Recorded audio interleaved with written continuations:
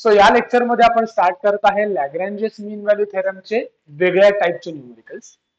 So question आहे बघा, prove that b minus a upon 1 plus b square is less than tan inverse b minus tan inverse a less than b minus a upon 1 plus a square for range दिलेली आहे त्यांनी आपल्याला 0 less than a less than b. Also deduce that. आता हे आपल्याला deduce करायचं आहे, हा खूप नंतरचा पार्ट आहे. सगळ्यात पहिले आपल्याला काहीतरी प्रूव्ह करायचं. So will start the prove first. So बघा, या फंक्शन मध्ये, या अख्ख्या क्वेश्चन मध्ये तुम्हाला ह्या इक्वेशन मधनं तुम्हाला एफ ऑफ एक्स ओळखायचं. एफ ऑफ एक्स ओळखायचं आहे. तर एफ ऑफ एक्स काय असणार आहे, तर इथे जे काही फंक्शन मध्ये प्रेझेंट असेल that will be your F of x. That will be your F of x.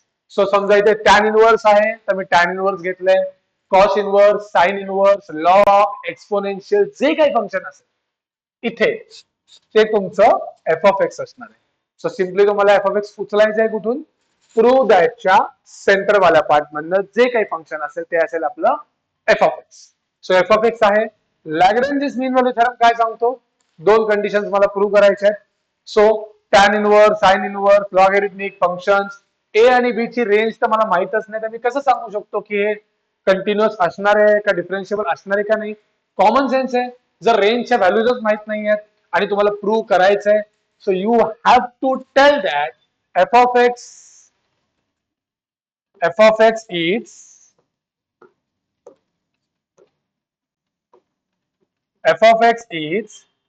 continuous in closed interval ab and f of x is differentiable in open interval ab. या topic मध्ये वादच नाही. you know that it is continuous and it is differentiable. विचार करत बसू नका या गोष्टींचा. Next third. So LMVT states that, काय स्टेट करतं की there exists a point where f dash of c is equal to f of b minus f of a upon b minus a.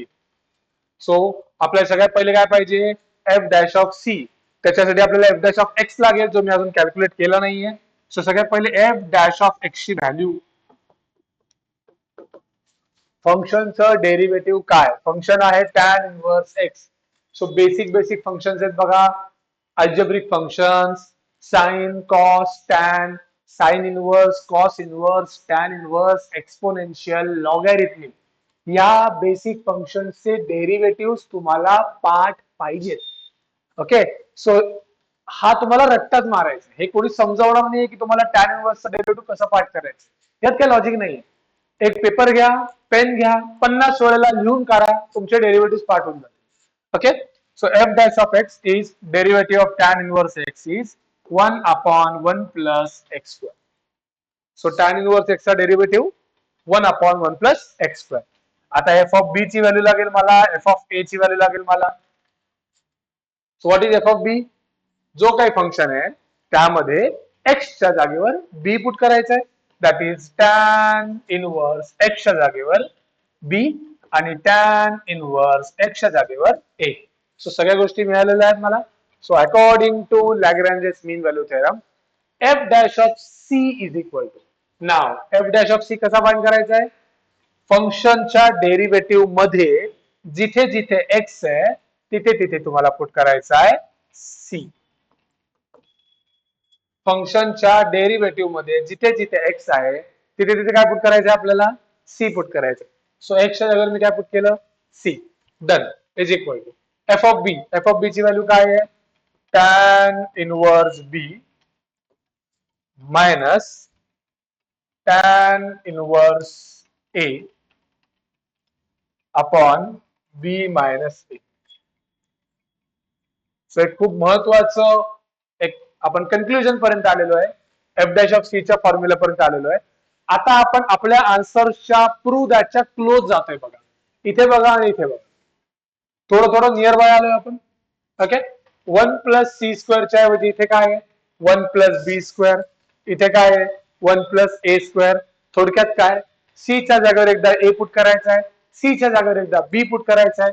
कोण छोटं कोण मोठं एवढं प्रूव्ह करायचं आपलं आन्सर संपलं. त्यासाठी तुम्हाला समजून घ्यायला लागेल की सी हा पॉइंट असतो कुठे. लॉजिकली ए आणि बी च्या मध्ये सी असणार आहे, बिकॉज एलएमबीटी काय सांगतो, एलएमबीटी काय सांगतो, देअर एक्झिस्ट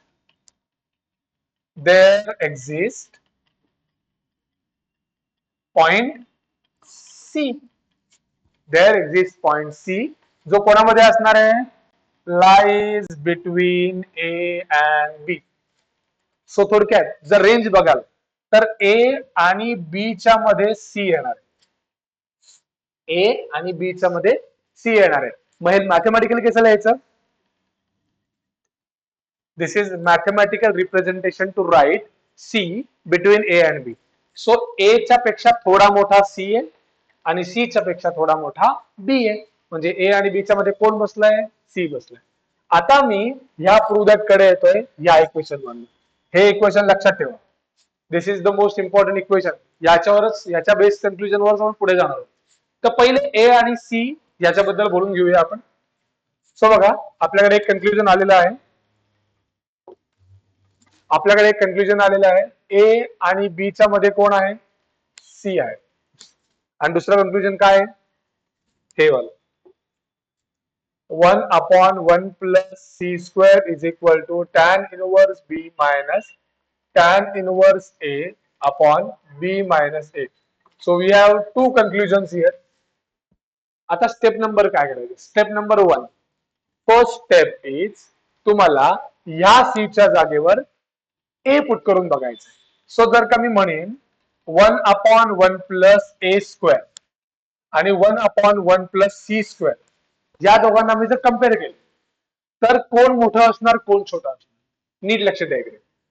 सी हा ए पेक्षा मोठा आहे, पण सी जर का खाली गेला तर ही टर्म यापेक्षा मोठी नसेल, छोटी असेल. कारण सी ए पेक्षा मोठा आहे, पण जर हे उलट झालं तर तुमची साइन पण चेंज होती. नीट लक्ष द्या, छोटं टोक कोणाकडे होतं, ए कडे होतं. खाली गेल्यामुळे छोटं टोक कोणाकडे गेलं, सी कडे गेलं. लक्षात ठेवायचं, जेव्हा गोष्टी इन्व्हर्ट होतात तुमचे जे साइन्स असतात ते उलटे होतात. ओके, सिमिलरली जर मी बी पुट केलं, सी च्यावर काय पुट केलं मी, बी, आणि सी सोबत कम्पेअर केलं तर कोण मोठं असेल कोण छोटा असेल. बघा बी कडे मोठं टोक आहे, गोष्टी उलट्या झाल्यात.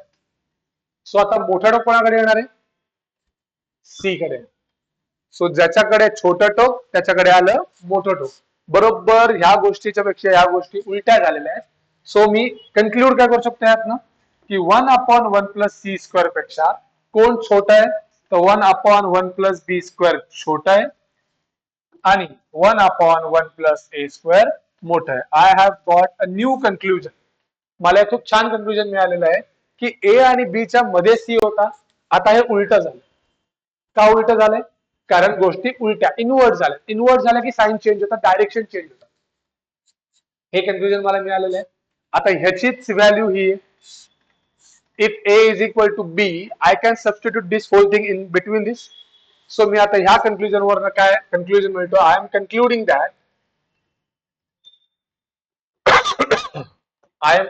दॅट हे व्हॅल्यू मी इथे लिहितोय, तर बाकी सगळं ऍज इट इज, याला हात लावत नाहीये.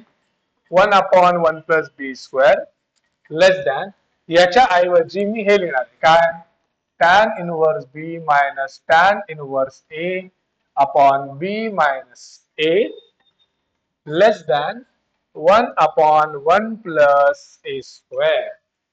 सो माझं कन्क्लुजनला मी ऑलमोस्ट रीच झालेलं आहे. क्वेश्चन चेक करूया. Almost we have reach the question. फक्त इथे मध्ये काय आहे, tan inverse b minus tan inverse a.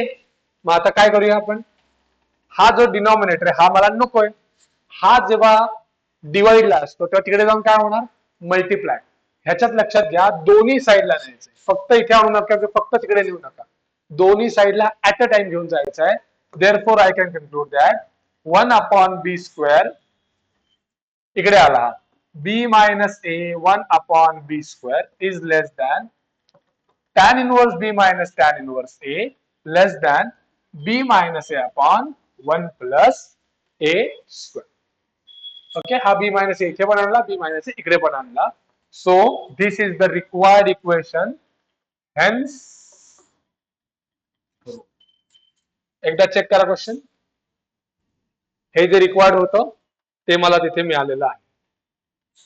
So या क्वेश्चनच्या स्टेप्स काय होत्या? जस्ट एक ओव्हरव्ह्यू करतोय.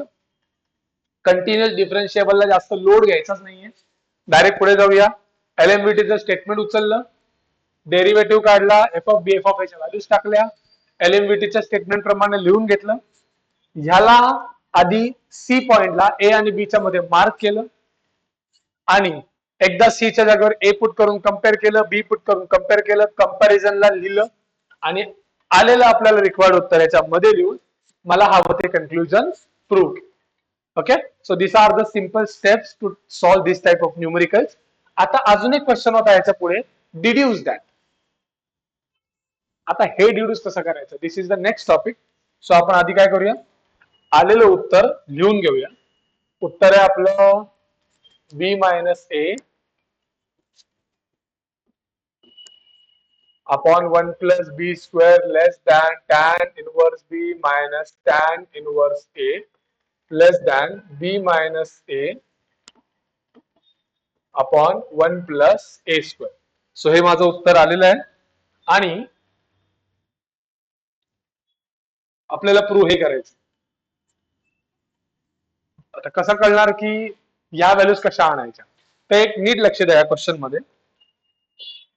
नीट ऑब्झर्व करा, हा पाय बाय 4 आणि हा पाय बाय 4 दोन्हीकडे आहे. दोन्हीकडे पाय बाय 4 आलं म्हणजे एक कुठली तरी टॅन ची व्हॅल्यू पाय बाय 4 येते. लक्षात घ्या, टॅन इनवर्स 1 हा पाय बाय 4 असतो. टॅन इनवर्स 1 किती असतो, पाय बाय 4. आणि दुसरा टॅन इनवर्स तर मला इथे दिसतोय. सो एक टॅन इनवर्सची व्हॅल्यू आहे 4/3 आणि दुसऱ्या टॅन इनवर्सची व्हॅल्यू आहे 1. सो ह्या दोघांच्या बेसिसवर मी बी ची व्हॅल्यू 4/3 घेणार आहे आणि ए ची व्हॅल्यू 1 घेणार. सो तुमचा प्रश्न असेल की हे वेगवेगळ्या क्वेश्चनला कसं मी जज करायचं, कसं मी ओळखायचं, या गोष्टीचं उत्तर एकमेव आहे, प्रॅक्टिस. तुम्ही प्रॅक्टिस करूनच तुम्हाला जजमेंट येणार आहे की मी ए ची व्हॅल्यू काय आणि बी ची व्हॅल्यू काय सबस्टिट्यूट करायचे. मोस्ट ऑफ द टाइम हे असेच क्वेश्चन रिपीट होतात, त्यांच्याकडे व्हरायटी ऑफ क्वेश्चन खूप कमी असणार आहे. सो तुम्हाला एक अंदाज घ्यायचा आहे क्वेश्चन म्हणूनच की ए ची व्हॅल्यू काय पुट करू आणि बी ची व्हॅल्यू काय पुट करू. So by judgement, by practice मी बी आणि ए ओळखलेला आहे, सबस्टिट्यूट करतोय. तर काय येईल इकडे, 4/3 मायनस 1 अपॉन 1 प्लस 4/3 चा square less than tan inverse b minus tan inverse a b minus a upon 1 plus a चा स्क्वेअर. सो मी ऍज इट इज सगळे सबस्टिट्यूट केलेलं आहे. आता हे तुम्ही कॅल्क्युलेटर मध्ये ऍज इट इज पुट करायचं आहे. कॅल्क्युलेटर मध्ये पुट केल्यानंतर तुम्हाला आन्सर मिळेल 3/25. नीट पुट करा, चुकवू नका याच्यात. Tan inverse 4/3. What is tan inverse 1? Tan inverse 1 is π/4. याबद्दलच मी मगाशी बोललो होतो की मला π/4 हवा आहे. इज इक्वल टू नाही सॉरी, लेस दॅन कॅल्क्युलेटर मध्ये पुट करा हे ऍज इट इज. तर तुमचं उत्तर येईल 1/6. आन्सर आहे 1/6. सो आता मला हा π/4 तिकडे न्यायचा आहे. तर मगाशी ते बोललो तेच, हा बाय मायनस आहे, मायनस तिकडे जाऊन काय होणार, प्लस. पण दोन्ही साईडला न्यायचा, एका साईडला न्यायचा नाही. सो हा मायनस π/4 इकडे आला तर काय होईल, plus π/4 plus 3/25 is less than, इथे कोण उरेल फक्त tan inverse 4/3 is less than, हा मायनस π/4 तिकडे पण नेला, π/4 plus 1/6. So by judgement, by practice आपण ए आणि बी च्या व्हॅल्यूज ओळखल्या, त्या सबस्टिट्यूट केल्या. हा फक्त टॅन इनवर्स 1 असतो π/4, तो दोन्ही साईडला प्लस केला आणि माझा आन्सर मला मिळाला. Hence prove. सो हे जे क्वेश्चन होता, ह्या क्वेश्चन मला प्रूव्ह करण्यासाठी तुम्हाला आलेल्या आन्सर मध्ये दर वेळेला वेगवेगळ्या ए आणि बी च्या व्हॅल्यूज ट्रायलच घ्यायच्या. या गोष्टी ट्रायलनेच करणार आहे, प्रॅक्टिसनेच करणार. सो सबस्टिट्यूट केला आणि मला आन्सर मिळालं, हेन्स डिड्युस्ड. सो अशा प्रकारे सॉल्व्ह करायचा असतो ह्या टाईपचा न्यूमेरिकल. अजून व्हरायटीचे क्वेश्चन आपण पुढच्या लेक्चरमध्ये बघूया. थँक्यू.